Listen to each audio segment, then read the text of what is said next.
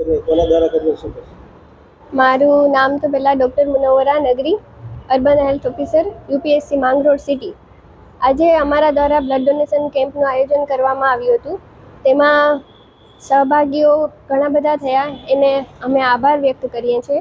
અને આ મેઇન હેતુ એ છે કે આપણે અકસ્માતગ્રસ્ત વ્યક્તિઓ હોય અથવા તો કોઈ પ્રેગ્નન્ટ લેડી એવી હોય છે કે એને બ્લડ ડોનેશનની ખાસ જરૂર હોય છે, અને થેલેસેમિયાવાળા વ્યક્તિઓને અમે આ બ્લડ ડોનેશન સમર્પિત કરીએ છીએ.